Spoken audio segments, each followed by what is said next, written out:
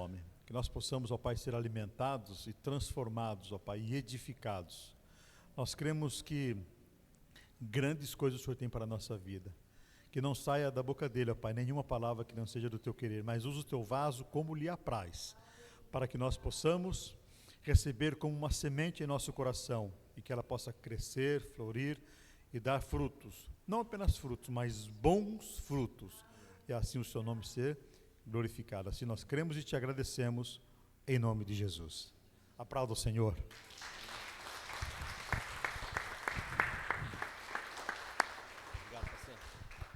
Bom dia a todos, saúdo a todos com a paz do Senhor. Você pode se assentar. No que depender de mim, vocês só vão se levantar no final da pregação, amém?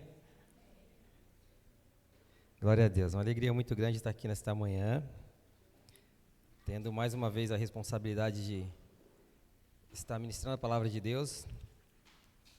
E a pastora me disse que toda vez que é servido café, aos domingos, o culto vai até a 1h. Então, fique tranquilo. Amém?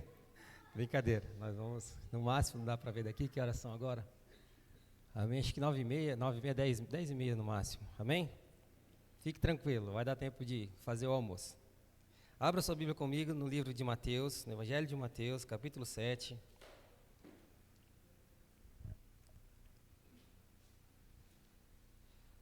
A partir do versículo 24, a gente teve o privilégio de adorar o Senhor junto com a Aline Barros, depois veio o Nani Azevedo aqui para nos ajudar e terminamos com o Marcelo Aguiar. Amém? E o que sobrou para vocês agora é o pastor Tiago. Então, fique tranquilo, amém? Não vou me estender muito, mas eu espero que o Espírito Santo faça o que for necessário nessa manhã, para que a gente saia daqui transformados e tocados, amém? Se a gente sair daqui da mesma maneira que a gente entrou, não faz sentido a gente vir à igreja. Amém? Nós temos que esperar pela ação de Deus nas nossas vidas e que essa ação dê resultado.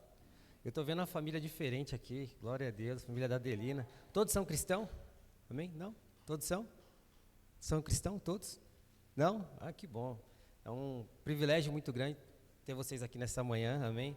Eu vou me policiar para não ser exagerado, né? Que às vezes a gente passa do ponto, os vizinhos que nos perdoem, mas às vezes a gente acaba sendo tocado pelo Espírito Santo de Deus de uma maneira tão diferente que a gente não consegue nos controlar. Amém? Mas eu sei que nessa manhã Ele está no controle e as coisas não vão sair do trilho. Amém? Vamos lá, Mateus 7, 24, diz assim: todo aquele, pois, que ouve as minhas palavras e as pratica, será comparado a um homem prudente que edificou a sua casa sobre a rocha.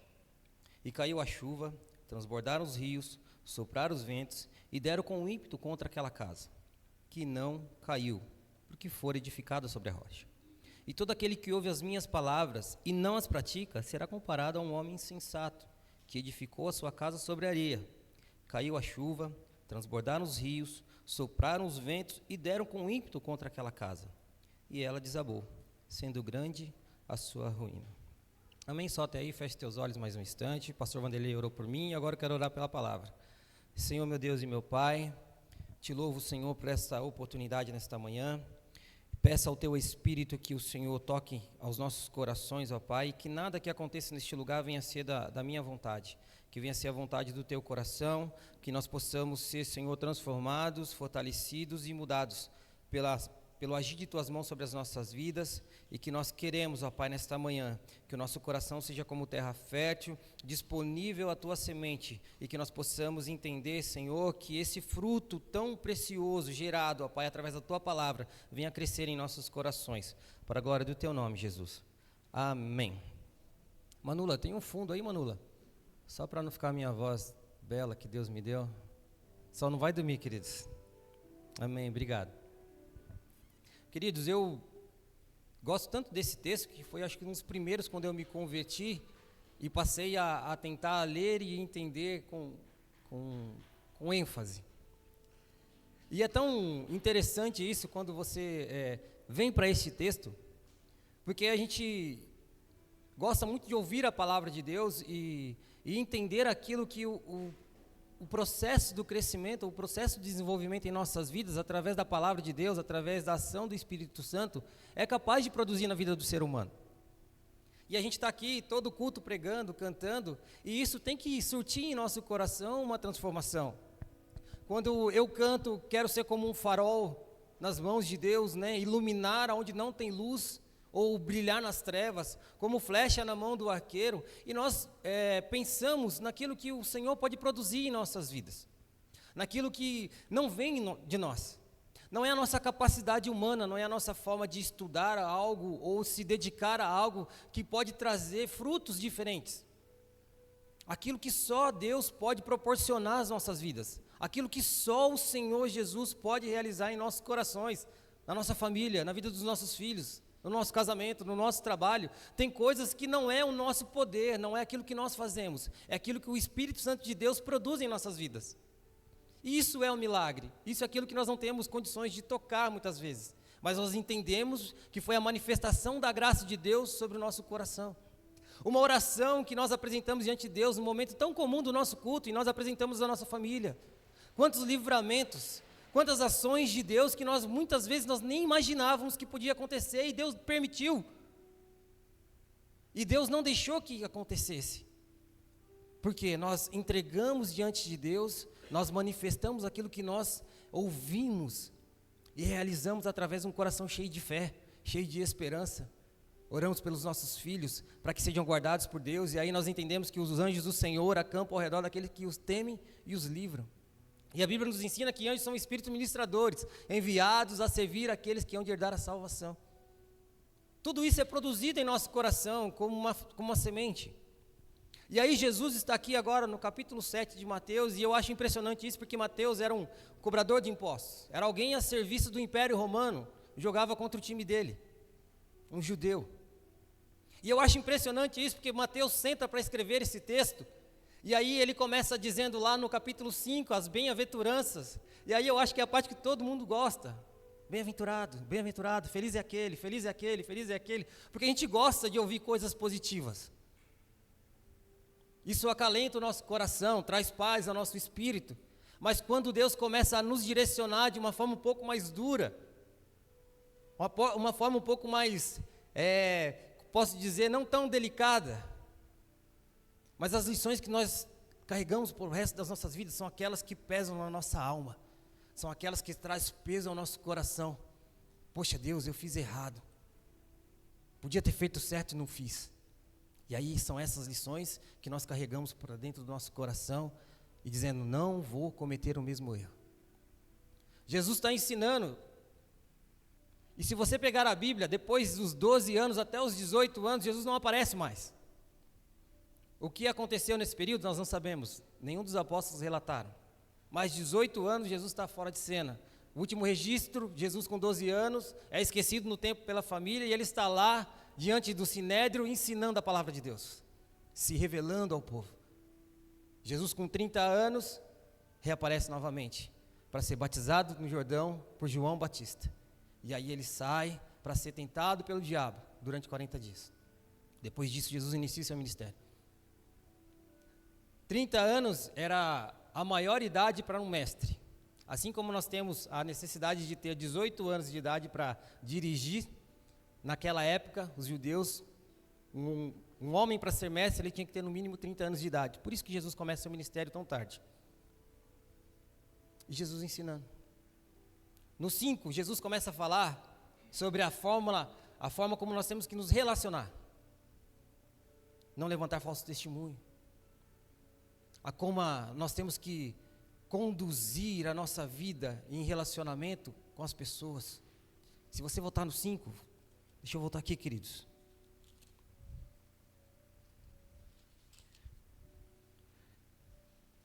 Jesus fala sobre o homicídio no 5, antes do versículo 21, do adultério no 27, dos juramentos, da vingança, do amor ao próximo.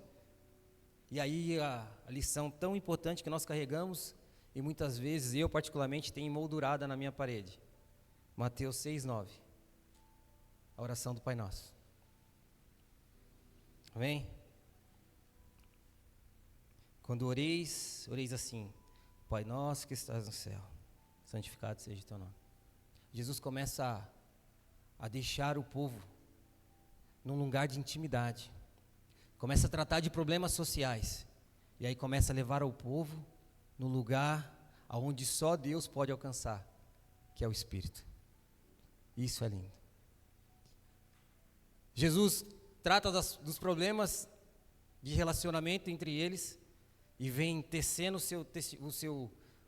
o seu relato, os seus ensinamentos, e aí chega num ponto decisivo, que é o coração do homem. Intimidade com Deus.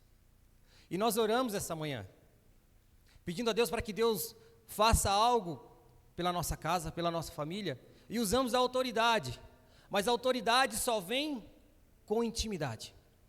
Se eu não for íntimo de Deus, eu não tenho autoridade. Eu só posso ser credenciado para fazer algo quando eu passo pela prova. E a prova me diz o que eu sou capaz de fazer ou não. E é por isso que a gente, para entrar numa faculdade, a gente precisa passar pelo vestibular. O vestibular é credencial que me diz, olha, você é apto para estar aqui dentro. E na nossa vida diária não é diferente. Para que nós possamos ter de Deus e exercer de Deus a autoridade, nós temos que estar enxertados nele, ser íntimos dele. Imagine o meu time de coração, só porque eu cheguei lá com a camisa do São Paulo, meião do São Paulo, calção do São Paulo, e ele vai dizer, ei, pode entrar, o time está tão ruim que é capaz que eles me colocam para jogar bola. Mas eu tenho que ser capacitado para isso. Eu tenho que ter autoridade para exercer isso. E é isso que Jesus está dizendo. É isso que Jesus está ensinando. Jesus saiu da superfície de relacionamento e começou a tratar o vazio da alma. E toda vez que a gente vislumbra isso, pastor Vanderlei, a gente acha que a gente vai se tornando mecânico com o passar do tempo, e a gente acha que ter amuletos dentro da nossa casa, dentro da nossa estante, isso será suficiente para mudar a condição da nossa vida. Eu coloquei lá o Pai Nosso no corredor da minha casa. Mas se eu não viver o Pai Nosso, se eu não for íntimo de Deus a ponto de chamá-lo de Pai, de entender que a vontade dEle tem que ser feita, e não é a minha vontade, não é porque eu quero, é porque Ele quer. Porque tudo vem das mãos dEle, e quando eu entendo isso, a minha vontade já não deixa de ser prioridade. A prioridade é a vontade de quem? De Deus. Então não adianta eu colocar o Pai Nosso na minha parede se eu não viver o Pai Nosso. E eu tenho um relato muito engraçado, porque quando eu tinha meus 10 ou 12 anos de idade, eu não dormia bem. O diabo já me cutucava desde pequeno. E eu tinha que dormir com o Salmo 91 aberto, debaixo do meu travesseiro. Então eu tinha lá a minha Bíbliazinha velha, e eu colocava debaixo... minha mãe lembra disso? Lembra disso, mãe? E eu colocava debaixo do meu travesseiro. E aí um dia eu fui dormir na casa da minha tia e esqueci a minha Bíblia. Eu não li a Bíblia, eu só queria a Bíblia para dormir, para dar uma levantada no travesseiro.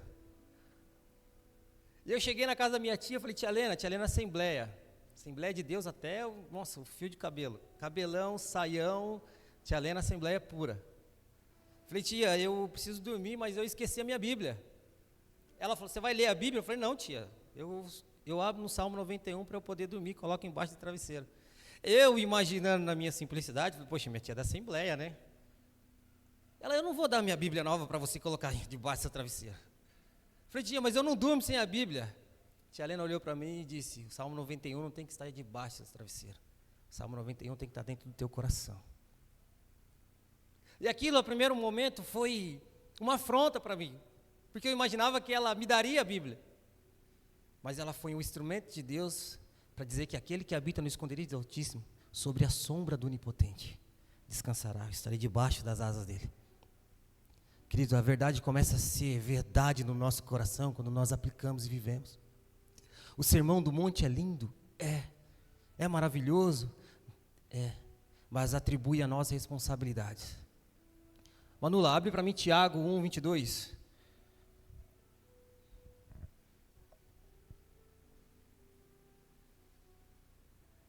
Exige de nós o Senhor que nós tenhamos uma atitude de que não apenas estar aqui é algo que seja suficiente para mudar as nossas vidas. Tiago 1,2 diz assim, ó, sede cumpridores da palavra, e não somente ouvintes, enganando-os a vós mesmos. Entende o paralelo de não apenas ter e não aplicar? Entende o que Deus quer da gente? Porque Deus não vai fazer nada em nossas vidas se nós não formos participativos. Deus não vai fazer com que nós sentemos na nossa cadeira, ou sentemos numa rede, dizendo, Senhor, faz um milagre por mim, trabalha na minha vida, transforma meu coração, se eu não fizer aquilo que o Espírito Santo de Deus espera de mim. Que eu possa ouvir a palavra de Deus e alimentar o meu espírito, a minha alma, para que eu possa estar no centro da vontade de Deus e viver os milagres de Deus. E viver aquilo que de melhor Deus tem para mim. Se eu não fazer a minha parte, porque a semente ela é dada a todos nós. Agora, quem planta e quem não planta, já não depende mais da ação do Espírito, depende do meu coração e da minha atitude, em obedecer à voz de Deus e começar a andar em direção à vontade dEle. Quando nós paramos de achar que todos os problemas das nossas vidas nos refreia e faz de nós pessoas, talvez não merecedoras da boa vontade de Deus. Os problemas acontecem e surgem o tempo todo para que nós possamos crescer, queridos. Davi, quando enfrentou Golias, para muito Golias era um problema, para Davi era uma oportunidade. Então aquilo que você passa no seu dia a dia, queridos, comece a olhar com outros olhos, que é a oportunidade que você está tendo de ouvir a palavra de Deus e gerar fé dentro do teu coração e olhar para a vida do teu marido, olhar para a vida da tua esposa, olhar para o teu trabalho, olhar para a tua situação financeira, olhar para a tua saúde e dizer, poxa Deus, aonde eu tenho que crer e esperar a ação e o movimento divino para que eu possa agir da maneira igual. Agir em direção à tua vontade e fazer aquilo que o teu coração quer para que a condição e as circunstâncias mudem ao meu favor. É só ouvir a voz de Deus, é só esperar que Deus manifeste o seu poder e graça nos ensinando através da sua palavra. Porque hoje as igrejas estão cheias de igrejas inclusivas. A igreja ela não pode ser inclusiva, a igreja tem que ser exclusiva, porque ela prega uma verdade, ela prega um Deus poderoso, e não é a vontade do pastor que tem que ser realizada, não é a vontade das pessoas que estão dentro da igreja que tem que ser realizada, é a vontade de Deus, é aquilo que Deus quer para as nossas vidas.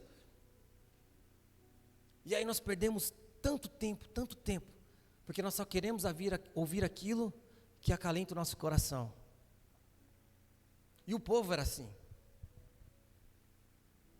A palavra de Deus começa a surtir efeito em nossas vidas, queridos, quando nós começamos a colocar em prática aquilo que o Espírito Santo de Deus proporciona às nossas vidas. E isso acontece todos os dias. Deus não está escondido nos nossos corações e não se apresenta só nos dias de culto. Não é só nos momentos de louvor e adoração que Deus se manifesta ou se revela. Deus está conosco todo o tempo. Em todo o tempo. No trabalho, na casa, lavando louça, dirigindo, dormindo. A Bíblia fala que o Deus de Israel não dorme, não cochila. Esse é o nosso Deus, querido. E toda vez que Deus vem trazer a tua palavra, Ele atribui a nós a responsabilidade de aplicar. O ensinamento é divino, mas a aplicação ela é humana. Amém? Abra sua Bíblia comigo em Êxodo, capítulo 20.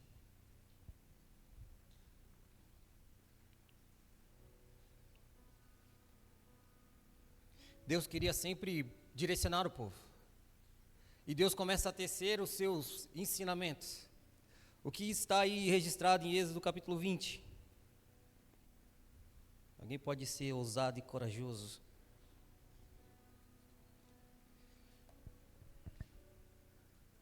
Êxodo capítulo 20 é a vontade de Deus para um povo.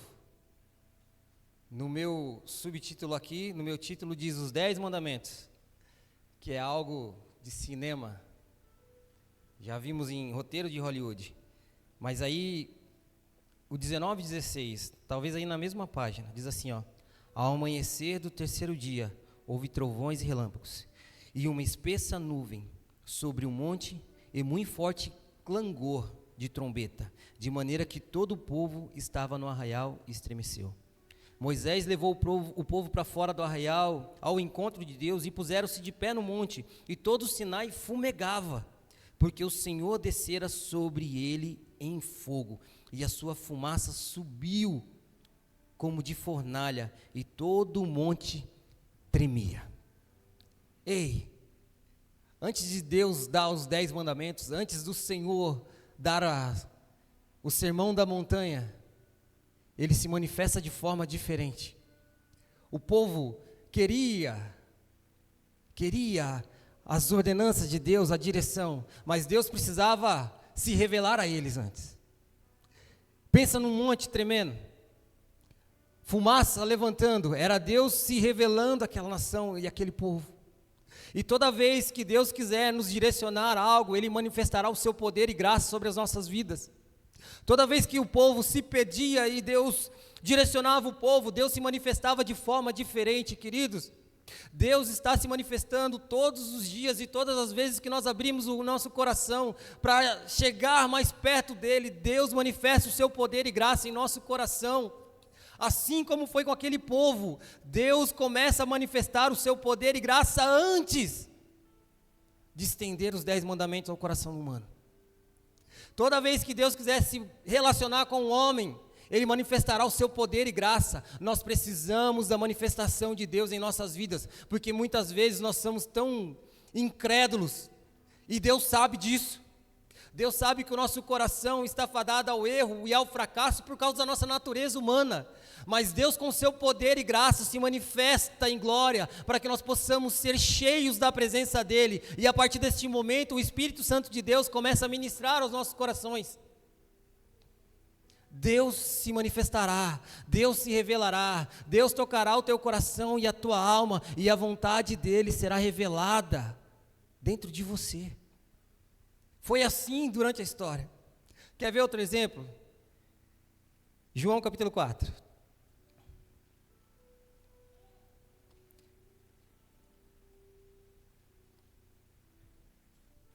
O que a palavra é capaz de fazer. João capítulo 4, versículo 6. Amém?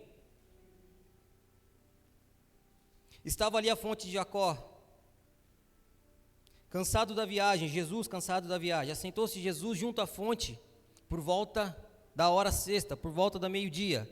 Nisto veio uma mulher samaritana tirar água. Disse-lhe Jesus: dá-me de beber. Seus discípulos tinham ido à cidade para comprar alimentos. Então disse a mulher samaritana: como sendo tu judeu, pedes de beber a mim, que sou mulher samaritana?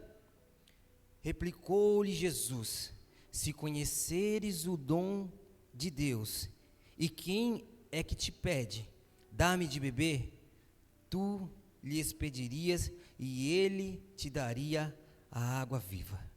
Ou seja, se você soubesse com quem você está falando, olha a manifestação de Deus, olha a manifestação de Jesus, antes de operar um milagre. Se você soubesse quem está te pedindo, você me pediria água, e eu te daria a água da vida. Respondeu ela: até aí é superfície. Jesus está falando com ela no relacionamento superficial, entre pessoas. Respondeu ela: Senhor, tu não tens como tirar água, e o poço é fundo. Onde, pois, tens a água viva? És tu, porventura, maior do que Jacó, o nosso pai, que nos deu o poço, da qual ele mesmo bebeu, e bem assim seus filhos e o seu gado?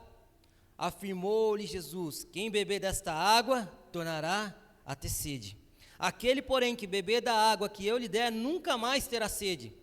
Pelo contrário, a água que eu lhe der, será nele uma fonte a jorrar para a vida eterna. Até então, essa mulher não sabia do que se tratava a água-vida. Até então, essa mulher que não aparece o nome dela na Bíblia, e que não faz sentido, talvez Jesus pediu para que ocultasse, mas ela, até esse momento da conversa entre ela e Jesus, a conversa era superficial, era só o problema da água, ela só queria levar a água para casa, matar a sede dela e da família. Ela não tinha entendido ainda, Jesus ainda tratando na superfície. E aí vamos mais. Disse-lhe a mulher: Senhor, dá-me dessa água, para que eu não tenha mais sede, e nem precisa mais vir aqui buscá-la. Disse-lhe Jesus: vai, chama teu marido e vem cá. Ao que lhe respondeu a mulher: não tenho marido. Replicou Jesus: bem disseste, não tenho marido, porque já tiveste 5 maridos, e este que agora tens não é teu marido. Isso disseste com verdade. Divide a história. Até então o problema era a água. E aí Jesus sai da água e começa a entrar no problema interior. É isso que a palavra tem que fazer nas nossas vidas, queridos. É nós sairmos da superfície, é tirar a palavra da parede e colocar a palavra no nosso coração. É tirar os 10 mandamentos da parede e começar a entender aquilo que Deus quer, para que o início de uma jornada que começou lá no Éden vai terminar lá no céu. O cuidado de Deus para com o povo, dia após dia, e isso atravessa o tempo, atravessa os anos, e nós iremos terminar na glória com Jesus. Jesus começa a tirar daquela mulher um coração que esperava só no homem. E quando ela diz: poxa, buscaram meu marido, eu não tenho marido. E aí Jesus começa a trabalhar dentro do coração daquela pessoa. Porque ela teve sede e não conseguiu água. Ela teve sede e não conseguiu água. Ela teve sede e não conseguiu água. Ela teve sede e não conseguiu água. Ela teve sede e não conseguiu água. Ela teve sede e não conseguiu água. No 6º relacionamento, ela buscava na pessoa aquilo que só o coração dela desejava. E é por isso que ela conhecia a lei de Deus. Ela sabia que o Messias viria e ela aguardava. Jesus já deixa a água de lado e começa a oferecer uma água que nós não tiramos no poço, que nós não encontramos no carro, que nós não encontramos na casa, que nós não encontramos no nosso relacionamento. Nós só encontramos através do Espírito. Nós só encontramos em Jesus. E aí Jesus olha para ela: vai buscar o teu marido. Ela fala: eu não tenho. Disseste bem. E aí Jesus toca naquilo que é mais íntimo daquela mulher. Vamos lá. 19, disse a mulher: vejo que tu és profeta. E os nossos pais adoraram neste lugar. Vós, entretanto, judeus, dizem que em Jerusalém é o lugar onde se deve adorar. Disse-lhe Jesus à mulher: aleluia. Mulher, podes crer que a hora vem, que nem neste monte e nem em Jerusalém adorareis o Pai. Vós adorareis o que não conheceis, nós adoramos o que conhecemos, porque a salvação vem dos judeus. Jesus falando da sua linhagem, da onde ele viria. Mas vem a hora, e já chegou, em que os verdadeiros adoradores adorarão ao Pai em espírito e em verdade, porque são estes o que o Pai procura para seus adoradores. Deus é espírito e importa que os seus adoradores o adorem em espírito e em verdade. Aí a mulher responde: eu sei, respondeu a mulher, que há de vir o Messias. Ela conhecia as profecias, ela sabia que Jesus, o Cristo, viria. Aleluia. Há de vir o Messias chamado Cristo. Quando ele vier, nos anunciará todas as coisas. E disse-lhe Jesus, o 26, eu o sou. Eu te falo, eu que falo contigo. Neste ponto chegaram os seus discípulos e se admiraram que ele estava falando com uma mulher. Todavia nenhum deles lhe disse: que perguntas? Ou que falas com ela? Quando a mulher deixou o seu cântaro, foi à cidade e disse àqueles homens. Qual era o problema da mulher? Água. Ela foi até o poço buscar água. Chegou lá e encontrou Jesus. Jesus queria água.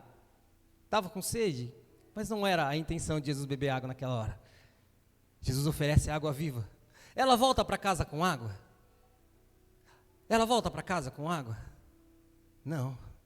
Ela deixa os cântaros lá. Agora olhe para a pessoa do seu lado e diga para ela assim: já era. Já era. Sabe o que aconteceu? Sabe a água viva que Jesus tinha prometido para ela? Já era. Já estava dentro do coração dela. E aí começou a jorrar. A jorrar. A jorrar. Aleluia. E o que ela fez? Vinde comigo, saiu pela cidade, vinde comigo e vede um homem que me disse tudo quanto tenho feito. Será este porventura o Cristo? Saíram, pois, toda a cidade e vieram ter com ela. Converteu a cidade toda. Jesus saiu da superfície do tratamento de relacionamento com aquela mulher e foi até o mais profundo. Queridos, é isso que a palavra de Deus tem que produzir em nosso coração. Saia da superfície. Deixe que ela entre no teu coração como uma espada de dois gumes que penetra ao ponto da alma e do espírito. Só a palavra de Deus é capaz de produzir isso em nosso coração. É através da palavra de Deus, não é mais nada. É ela quem dá vida. É ela quem nos protege.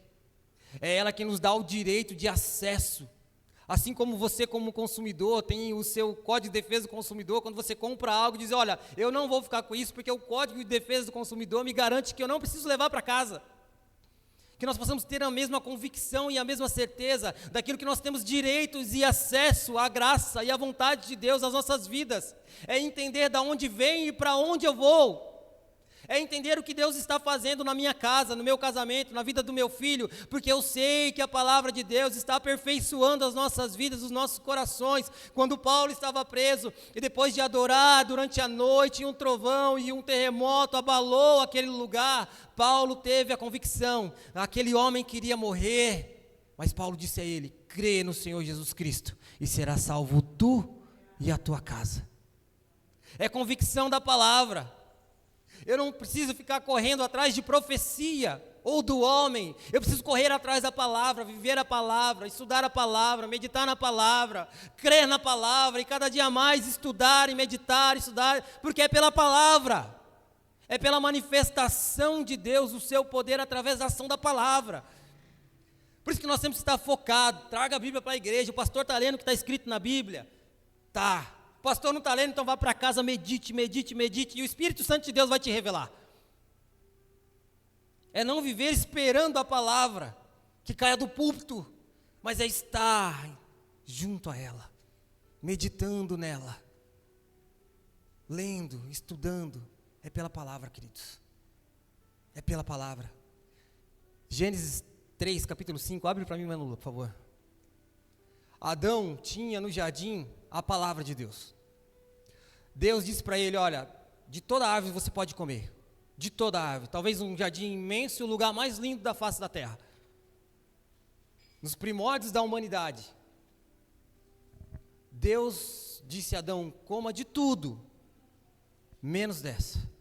Existia a palavra de Deus aplicada ao coração do homem, a palavra de Deus, a vontade de Deus e a obediência do ser humano em aplicar aquilo que Deus estabeleceu. 3:5, e aí o diabo disse, porque Deus sabe que no dia em que deles comerdes, se abrirão os vossos olhos, e sereis como Deus, sabendo o bem e o mal. Sabe o que brilhou o coração de Adão? Ser como Deus. Ser como Deus. Existia a palavra de Deus, para não fazer. E Adão vislumbrou ser parecido com Deus. Filipenses, Manula, por favor, capítulo 2. Aleluia. 2:5. Agora Jesus sendo Deus, aleluia, de sorte que haja em vós o mesmo sentimento que houve também em Cristo Jesus. Próximo. Que sendo em forma de Deus, não teve por usurpação ser igual a Deus, aleluia, próximo. Mas fez a si mesmo de nenhuma reputação, tomando a forma de servo, fazendo-se semelhante a quem? A homens. Adão era homem e queria ser semelhante a Deus. Jesus era Deus e fez semelhante aos homens. Próximo. E achando na forma de homem, humilhou-se a si mesmo, sendo obediente até a morte e morte de cruz. Próximo.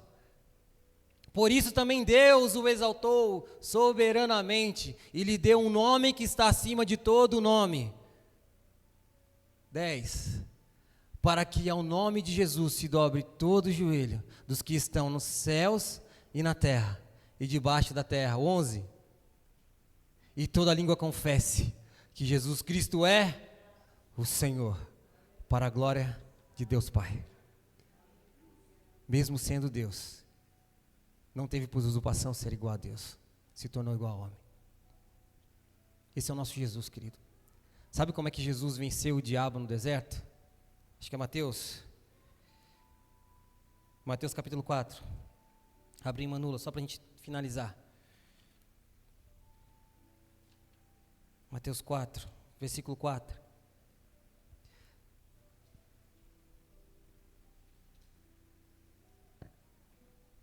Jesus, porém, respondeu: está escrito, não só de pão viverá o homem, mas de toda palavra que procede da boca de Deus. Sabe onde está escrito isso, queridos? Deuteronômio 8:3. Então o diabo levou a cidade santa e colocou sobre o pináculo do templo, e disse-lhe: se és filho de Deus, atira-te abaixo, porque está escrito, aos seus anjos, usou o Salmo 91, aos seus anjos ordenará ao teu respeito, e que te guardem, e eles te sustentarão nas suas mãos, para que não tropecem em alguma pedra.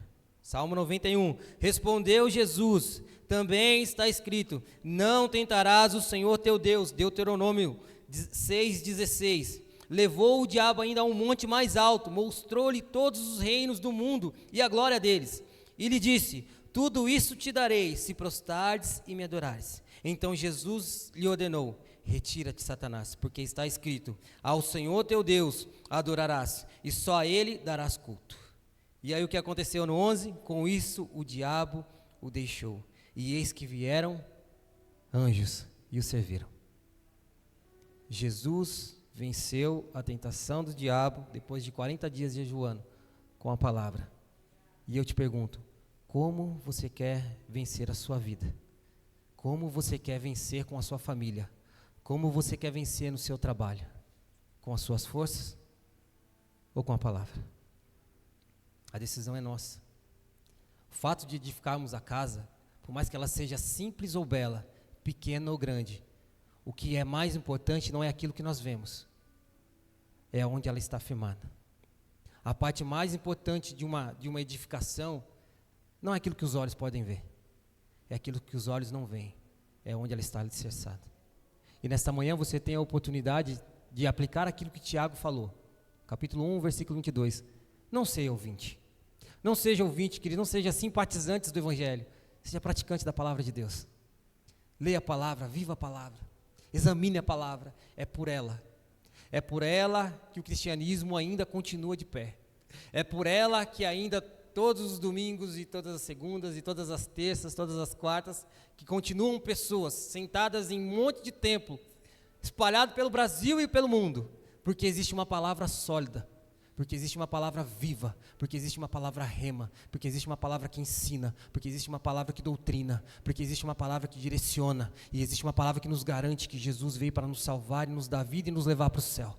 É por causa da palavra, e é por isso que nós estamos aqui essa manhã. Amém? Não é por moda, não é porque alguém se acha na condição de ensinar ou doutrinar alguém, é porque a palavra de Deus é capaz de transformar o coração do homem, é porque a palavra de Deus é capaz de curar e transformar todo e qualquer ser humano que crê nele, que não crê na pastora, que não crê no pastor, que não crê em mim, que crê na palavra. Se você está aqui hoje é porque a palavra alcançou seu coração, queridos, e ela continua dando fruto, porque aquele que começou a boa obra em nossas vidas é fiel para aperfeiçoar. Amém? Se coloque de pé. 9h25. Amém? Queridos, um remédio